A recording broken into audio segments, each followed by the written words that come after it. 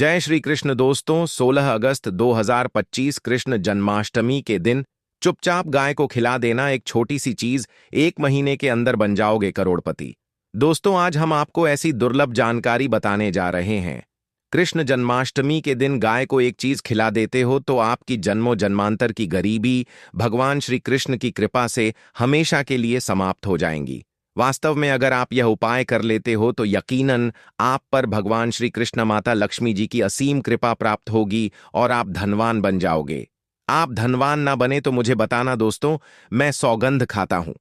बस जो उपाय आपको बताया जाए वह उपाय जन्माष्टमी के दिन कर लेना। चलिए जानते हैं। कृष्ण जन्माष्टमी के दिन चुपचाप गाय को खिला दें। यह एक छोटी सी चीज करोड़पति भी अरबपति होंगे। सभी संकट और आसान से मुक्ति, मृत्युदंड, पितृदोष तुरंत होगा। पूरे साल आपके भरे रहेंगे। अन्य धन के भंडार यूं कहें कि आपकी 7 पूछते तक करेंगी। रूपों पैसों पर राज बैंक बैलेंस बढ़ता चला जाएगा। आपके घर में वेतन है, वह कभी खर्च नहीं होगा और बढ़ता ही जाएगा। सभी दुख, दर्द, संकट, कष्ट दूर हो जाएंगे दूर, और सभी सुख आपके कदमों में आ जाएंगे। सभी सुख आपके कदम चूमेगी। यदि आप यह एक छोटी और खास चीज जन्माष्टमी के दिन चुपचाप गाय को खिला देते हैं तो तत्काल गरीबी आपके जीवन से खत्म हो जाएगी। योग से राजा बन जाता है और 33 कोटि देवी देवताओं को धारण करने वाली गौमाता की असीम कृपा व्यक्ति पर आजीवन बसती है। भगवान श्री कृष्ण माता लक्ष्मी की कृपा से व्यक्ति के घर में कभी भी अन्य धन वस्त्र की कमी नहीं होती। अन्य धन के भंडार व्यक्ति के घर में भरे रहते हैं। जन्माष्टमी के दिन गाय का यह उपाय करने से व्यक्ति के जीवन से तत्काल गरीबी खत्म हो जाती है। तो दोस्तों, कौन कौन से बेगौ माता से जुड़े खास और महत्वपूर्ण उपाय हैं जिन्हें यदि जन्माष्टमी के दिन कर लेते हैं? तो दोस्तों, गाय का उपाय बताने से पहले मैं आपको जन्माष्टमी पूजा के बारे में थोड़ा सा जानकारी दे देता हूं कि जन्माष्टमी का व्रत कब रखा जाएगा और जन्माष्टमी कब मनाई जाएगी। पूजा का शुभ मुहूर्त क्या है? पंचांग मुताबिक हर साल श्री कृष्ण जन्माष्टमी भादो मास के कृष्ण पक्ष की अष्टमी तिथि को मनाए जाने का विधान है। इस दिन भगवान श्री कृष्ण जन्मोत्सव होता है। आपको बता दें कि भगवान श्री कृष्ण के जन्म के समय अष्टमी तिथि रोहिणी नक्षत्र, लग्न वृषभ राशि और बुधवार का दिन था। वहीं भगवान का जन्म मध्य रात्रि को हुआ था। इस दिन श्री कृष्ण के बाल स्वरूप लड्डू गोपाल के रूप में उनकी मूर्ति का पूजन करना शुभ होता है। इस साल जन्माष्टमी का पर्व 16 अगस्त को मनाया जाएगा। साथ ही इस दिन सर्वार्थ सिद्धि और अमृत सिद्धि योग बन रहा है, जिससे इस दिन का महत्व और भी बढ़ गया है। आइए जानते हैं तिथि और शुभ मुहूर्त। कृष्ण जन्माष्टमी तिथि 2025 पंचांग के मुताबिक 15 अगस्त को देर रात 11:48 पर भाद्रपद माह के कृष्ण पक्ष की अष्टमी तिथि आरंभ होगी। वहीं 16 अगस्त को रात 9:35 पर अष्टमी तिथि का अंत होगा। भगवान कृष्ण का जन्म मध्य रात्रि में हुआ है। इसके लिए भगवान कृष्ण का जन्मोत्सव मध्य रात्रि में मनाया जाता है। शास्त्रों के अनुसार श्री कृष्ण जन्माष्टमी पर भगवान कृष्ण मथुरा नगरी में राजकुमारी देवकी और उनके पति वासुदेव के 8वें पुत्र के रूप में अवतरित हुए थे। मान्यता है कि जो व्यक्ति कृष्ण जन्माष्टमी का व्रत रखकर पूजा अर्चना करते हैं, उनकी सभी मनोकामनाएं पूर्ण होती हैं। साथ ही कृष्ण जन्माष्टमी पर भगवान कृष्ण की आराधना करने से सुख समृद्धि की प्राप्ति होती है। साथ ही जन्माष्टमी का व्रत रखने से व्यक्ति को अक्षय पुण्य की प्राप्ति होती है। वहीं इस दिन लोग भजन कीर्तन करते हैं और जन्मोत्सव मनाते हैं। इस दिन के लिए मंदिरों को विशेष तौर पर सजाया जाता है। वहीं महाराष्ट्र में जन्माष्टमी के दिन दही हांडी का आयोजन किया जाता है, जो भगवान कृष्ण के बचपन की लीलाओं का प्रतीक है। जन्माष्टमी के दिन गाय को एक छोटी सी चीज खिला देते हो, बिना किसी को बताएं, तो यकीन मानिए दोस्तों, करोड़पति बनने से विधाता भी नहीं रोक सकता। भगवान श्री कृष्ण को प्रिया गौ माता को कुछ ना कुछ जरूर ही खिलते हैं। इससे मनुष्य के जन्मों जन्म अंतर की गरीबी हमेशा के लिए नष्ट हो जाती है।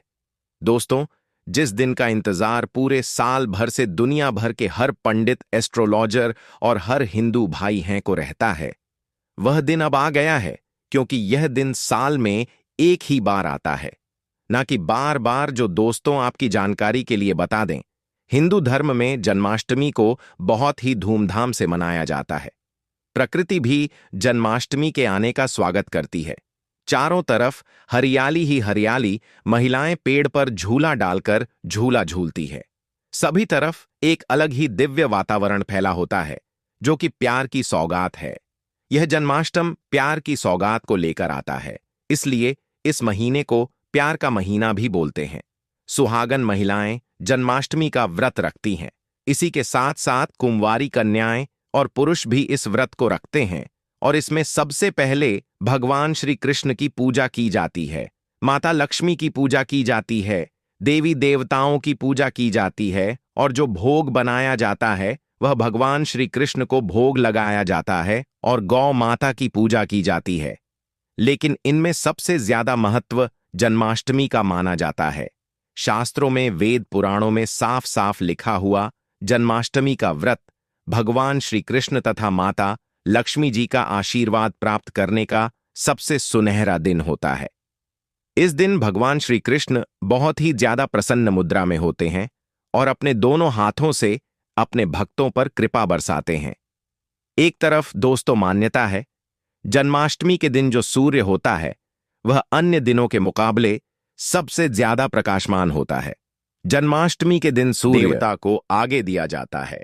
महिलाएं जन्माष्टमी का व्रत पूर्ण जन्म में किए हुए पापों से मुक्ति पाने के लिए, संतान प्राप्ति के लिए व्रत रखती हैं। दोस्तों, अगर आप नहीं जानते तो आपकी जानकारी के लिए बता दें, एक व्यक्ति की कुंडली में अगर चंद्र ग्रह की स्थिति अच्छी है तो उसे व्यक्ति का भाग्य हमेशा उसका साथ देता है। वह व्यक्ति जिस कार्य को भी शुरू करता है उसे कार्य में उसको सफलता प्राप्त होती है। इसीलिए जन्माष्टमी को हमारे हिंदू धर्म में बहुत ही ज्यादा विशेष और खास महत्व दिया गया है। आप लोगों की जानकारी के लिए बता दें, जन्माष्टमी के दिन 52 तरीके के शुभ योग बन रहे हैं। कई सालों के बाद सूर्य का प्रकाश इतना प्रकाशमान होगा जितना कभी नहीं हुआ। एक 30 साल में ऐसा दुर्लभ संयोग बनने जा रहा है।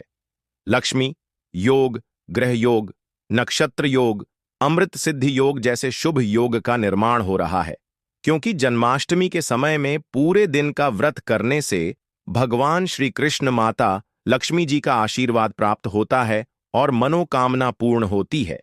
जन्माष्टमी के दिन ब्रह्म मुहूर्त में सोकर नहीं उठ सकते हैं, किसी पवित्र नदी में जाकर स्नान नहीं कर सकते हैं, पूरे दिन का व्रत नहीं रख सकते हैं।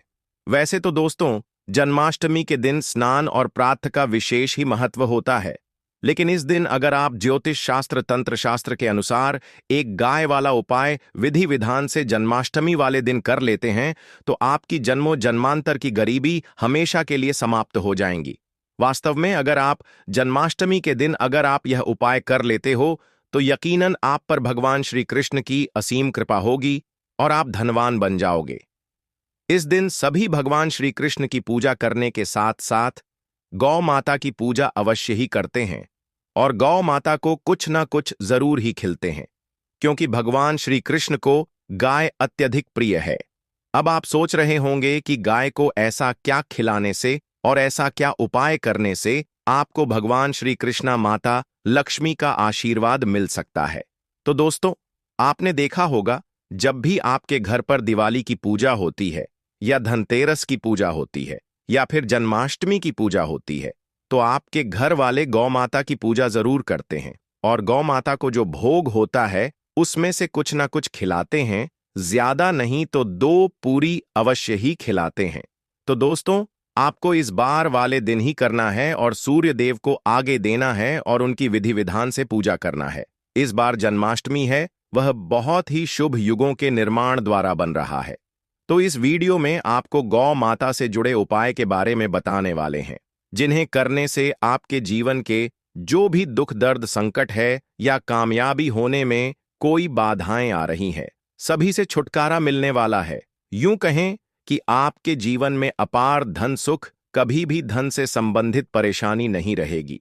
यदि आपकी जिंदगी प्रबल हो जाएगी, धन प्राप्ति के योग्य बन जाएंगे और जीवन में सदैव अन्य धन के भंडार आपके घर में भर रहेंगे।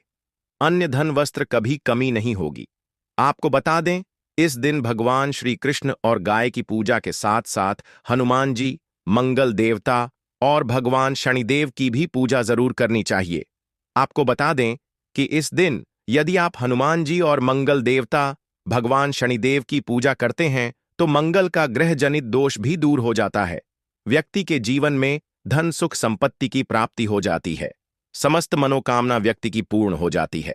दोस्तों, आपको हम बता दें कि ऐसी ज्ञानवर्धक जानकारी आपको हम पैसों में भी बांट सकते थे, पर हमारे चैनल का मकसद है जनहित में जन कल्याण एवं जन सेवा करना। इसीलिए आपके लिए जो जानकारी बताते हैं वह फ्री में बताते हैं। इसलिए आप इस वीडियो को भी जरूर लाइक करें। और दोस्तों, मैं आपसे एक अनुरोध और करना चाहूंगा कि आप अपनी राशि कमेंट बॉक्स में जरूर डाल दें, जिससे कि आपकी राशि के अनुसार हम आपको कुछ ऐसे उपाय बता सके जिससे आपको लाभ की प्राप्ति हो, क्योंकि हम राशि से जुड़े उपाय भी आपको बताते हैं। तो आप कमेंट बॉक्स में अपनी राशि हमें जरूर बताएं या अपना नाम बताएं, जिससे आपके लिए कुछ हम ऐसे उपाय बता सके। साथ में जय गौ माता अवश्य लिखें दोस्तों। साथ ही से एक उपाय तो जरूर करना है। गाय का उपाय बताने से पहले एक उपाय आपको बता दें। इस उपाय को लाइक जरूर करें। क्या करें कि शाम के समय पीपल के पेड़ के नीचे आपको सरसों का चौमुखी दीपक, आटे का दीपक बनाना है। चौमुखी दीपक में आगे की बाती लगाकर सरसों के तेल का दीपक जला देना है। आटे का दीपक बनाएं, जो मुख्य तेल डालें उसमें बाती ही डालें। लाल वाली कलावे की दीपक जला दें। चार चार बाती लगाकर चारों दीपक मतलब 4 भाग उसके बन जाएं। हर एक भाग को जलाएं और बीच में 2 सबूत फूल वाले लौंग भी डाल दें। फिर देखिए कैसे चमत्कार आपके जीवन में होता है। शाम के समय जलाकर उसे छोड़ें, मनोकामना मांगकर छोड़ दें। दोस्तों, अभी तक अपने चैनल को सब्सक्राइब ना किया हो तो जरूर कर लें। इससे आपको और भी ज्ञानवर्धक जानकारी सीधे माध्यम से प्राप्त हो सके। दोस्तों, यह गौ माता वाला उपाय बहुत ही प्रभावशाली उपाय बताया। मैंने आपको इस उपाय को जरूर करें। बहुत ही लाभकारी उपाय बताया है। बहुत ही आपको लाभ देगा यह उपाय। और अब बात करें गौ माता से जुड़े कौन कौन से उपाय आपको इस दिन, मतलब गाय से जुड़े, जिन्हें करने से व्यक्ति को 7 पीढ़ियों तक बैंक बैलेंस की कमी नहीं होती, दुख दर्द संकट कष्ट दूर हो जाते हैं और सभी सुख व्यक्ति के कदमों में आ जाते हैं। तो दोस्तों, जन्माष्टमी के दिन आपको भगवान श्री कृष्ण विधि विधान से पूजा करना है और उसी के साथ गौ माता की पूजा अवश्य करना है। और गौ माता को जो भोग जन्माष्टमी पूजा के लिए बनाया गया था, उसे भोग से 2 पूरी जरूर ही खिला देनी है। सूखी पूरी नहीं खिलाना है। पूर के ऊपर आप मिठाई या कोई सब्जियां, हलवा जो भी बनाया है वह आपको गौ माता को जरूर ही खिलाना है। दोस्तों, हर एक और मांगलिक काम में गौ माता या उनसे जुड़ी चीज जैसे गाय का गोबर, गोमूत्र, गाय का दूध अथवा गाय के दूध से बना घी जरूर शामिल करें। इससे आपको पुण्य भाव की प्राप्ति होगी। सनातन परंपरा के अनुसार जिस घर में गाय होती है उसे घर से जुड़े सभी वास्तु दोष स्वयं खत्म हो जाते हैं, क्योंकि पंचम या के बिना कोई भी पूजा पाठ और हवन सफल नहीं होता। दोस्तों, जन्माष्टमी के दिन एक बार हो सके तो परिवार सहित एक बार गौशाला जाने का नियम जरूर बनाएं और हो सके तो गायों को हरा चारा जरूर खिलाएं, जिससे सभी वास्तु दोस्त शांत हो जाते हैं। दोस्तों, आपका प्रिय चैनल कभी किसी को भी गलत जानकारी नहीं देगा, इसलिए किसी के बहकावे में ना आए, क्योंकि कुछ लोग ऐसे होते हैं जिन्हें वास्तुशास्त्र का ज्ञान नहीं होता है और इनसे जुड़े दोषों का निदान हो जाता है। गर्मियों में गौ माता को पानी पिलाएं और सर्दी में गौ माता को गुड़ जरूर खिलाएं। ध्यान रखें कि जन्माष्टमी वाले दिन गौ माता को गुड़ जरूर ही खिलाना है। गर्मियों में गाय को गोद न खिलाए। अनेक देवी देवताओं को अपने शरीर पर धारण करने वाली गौ माता से जुड़े कई शुभ और अशुभ संकेत भी होते हैं। मतलब, गाय का दूध दोहते समय यदि गाय ठोकर मार दें और सारा दूध बिखर जाए तो अपशगुन होता है। यदि कोई यात्रा पर निकल रहा हो, वह यात्रा जरूर ही सफल होती है। पर और गाय अपने बछड़े को दूध पिलाती सामने आ जाए तो निश्चित रूप से कि यात्रा के लिए आप निकले हैं। वह यात्रा आपकी जरूर ही सफल होगी और वह जिसके लिए आप निकले हैं वह जरूर ही यात्रा पर जाते समय गाय की आवाज आना और रात्रि में गाय की हुंकार करना भी शुभ होता है। दोस्तों, साथ ही साथ गाय के साथ आप भूल कर भी यह काम ना करें, अन्यथा मिलता है। जी हां दोस्तों, गाय को राष्ट्रीय पशु बनाए जाने और इन्हें मौलिक अधिकार दिए जाने की बात हो रही है। तो सवाल उठता है, गाय संस्कृति का अहम हिस्सा है, तभी गाय के साथ लोग खराब व्यवहार कैसे कर लेते हैं और जैसे ही दूध देना बंद कर देती है तो लोग इन्हें उनकी किस्मत पर छोड़ देते हैं, सड़कों पर और गलियों में भटकने के लिए। ऐसे में गौवंश जीवन को कोई डंडे मारता है तो कोई उन पर पानी डाल देता है, कई बार लग जाती है तो कभी बीमार होकर बेचारी गाय दम तोड़ देती है। ऐसे में जरूरत है इन बातों को जानने की गाय को लेकर। शास्त्रों में क्या कहा गया है, आपको कैसा व्यवहार करना चाहिए? क्या दोस्तों, गाय को कभी भी मारना पीटना नहीं चाहिए। शास्त्रों में गाय को माता का दर्जा दिया गया है। गाय को मारने वाला माता को मारने पीटने वाले के समान पाप का भाग्य समझा जाता है। नरक लोक में वर्षों तक कष्ट भोगना पड़ता है। अगले जन्म पशु योनि में मिलता है कि गौतम मुनि ने गलती से गाय को डंडा मार दिया था, जिस गाय की मृत्यु हो गई थी, और इस पाप से मुक्ति के लिए इन्हें वर्षों तक तपस्या करनी पड़ी। इसलिए स्वयं ईश्वर श्री कृष्ण जी ने बैल स्वरूप में आए वृद्ध आश्रम का वध कर दिया था, जिससे मुक्ति के लिए भगवान श्री कृष्ण को संपूर्ण तीर्थ को एक कुंड में बुलाना पड़ा और इस कुंड में स्नान से वह पाप मुक्त हो गए थे। स्वयं भगवान भी इस शराब से नहीं बच पाए, तो हम तो इंसान ही हैं दोस्तों। साथ ही साथ पानी पी रही गाय को भागते हैं, वह घोर पापी के भंग बनाकर होते हैं। ऐसे लोग घर आपसे मुक्त होकर स्वर्ग पाए जाते हैं और बड़े ही धनवान कल में जन्म लेकर सुख भोगते हैं। और साथ ही साथ आराम कर रही गाय को कष्ट देकर कभी भी उठाना नहीं चाहिए। वह जन्म में किए गए जाने अनजाने में पापों से मुक्ति हो जाती है और गोलोक में स्थान पाते हैं। गाय को डंडा मारकर उठना, पानी डालकर उठाने से मनुष्य पाप का भागी बनता है और अगले जन्म में उसे दर दर भटकना पड़ता है। और साथ ही साथ शास्त्रों में बताया गया है, जो लोग गाय की सेवा करते हैं और उनका भोजन खिलाते हैं और उनकी परवरिश अच्छी तरह से कहते हैं, तो वह लोगों के जीवन की सभी इच्छाएं पूर्ति होती हैं। गाय के बछड़े से बचा हुआ दूध ही मनुष्य को लेना चाहिए, परंतु कुछ लोग एक बार गाय को धो लेने बाद फिर से बछड़े के लिए बचा हुआ दूध भी धो लेते हैं। ऐसा करना घोर पाप कहा जाता है। ऐसे दूध को धोने वाला और ग्रहण भी बन जाते हैं। दोस्तों, साथ ही साथ शास्त्रों में कहा गया है कि गौवंश मतलब गाय और बैल के पीठ पर नहीं बैठना चाहिए। उनका पीठ पर बैठने से महापाप लगता है। ऐसे लोगों को नरक की यात्रा भोगनी पड़ती है। एकमात्र देव के अंश के उत्पन्न नदी ही गौवंश है, जिस पर स्वयं महादेव और महादेव सवारी करते हैं। क्योंकि नंदी ने स्वयं अपनी इच्छा से महादेव की सवारी बनना स्वीकार किया था। और साथ ही साथ शास्त्रों में गाय के दान को बहुत ही महत्व दिया गया है, परंतु ऐसी गाय का दान कभी नहीं करना चाहिए जो बूढ़ी और बीमार हो। कठोपनिषद में नचिकेता की कथा भी इस संदर्भ में है कि जिस नचिकेता ने पिता द्वारा बूढ़ी गाय को दान करने पर आपत्ति जताई थी, दूध देने वाली और बछड़े सहित जो लोग गाय का दान करते हैं, वह महान पुण्य को हासिल करके स्वर्ग में स्थान पाते हैं। दोस्तों, साथ ही साथ सूर्य, चंद्र, मंगल या शुक्र की युक्ति राहु से हो तो पितृदोष होता है। यह भी मानता है कि सूर्य का संबंध पिता से एवं मंगल का संबंध रक्त से होने के सूर्य, यदि शनि राहु या केतु या दृष्टि हो तथा मंगल की युति राहु या केतु से हो तो पितृदोष होता है। इस दोष से जीवन संघर्ष में बन जाता है। यदि पितृदोष हो तो गाय को प्रतिदिन या जन्माष्टमी के दिन रोटी, गुड़, चारा आदि खिलाने से पितृदोष दोस्तों हर एक और मांगलिक काम में गौ माता या उनसे जुड़ी चीज जैसे गाय का गोबर, गोमूत्र, गाय का दूध अथवा गाय के दूध से बना घी जरूर शामिल करें। इससे आपको पुण्य भाव की प्राप्ति होगी। सनातन परंपरा के अनुसार जिस घर में गाय होती है उसे घर से जुड़े सभी वास्तु दोष स्वयं खत्म हो जाते हैं। गाय के ऊपर जो कूबड़ होती है वह बृहस्पति गुरु है। अतः जन्मपत्री में यदि बृहस्पति अपनी नीच राशि मकर में हो या अशुभ शिवलिंग में जा रहे हो और सामने से गौ माता आई हुई दिखाई दे तो गौ माता को अपनी दाहिनी ओर से जाने देना चाहिए।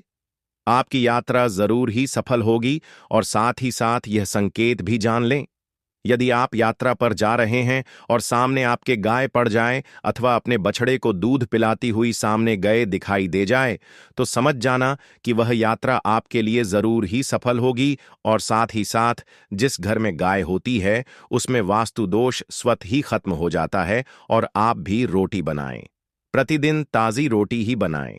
गाय को अगर आपने रोटी बनाई है तो कोशिश करें कि उसे रोटी को आप तुरंत ही गाय को खिला दें। अगर आप उसे रोटी को रख देंगे और उसे रोटी को अगले दिन देंगे तो वह रोटी बंसी मानी जाएगी।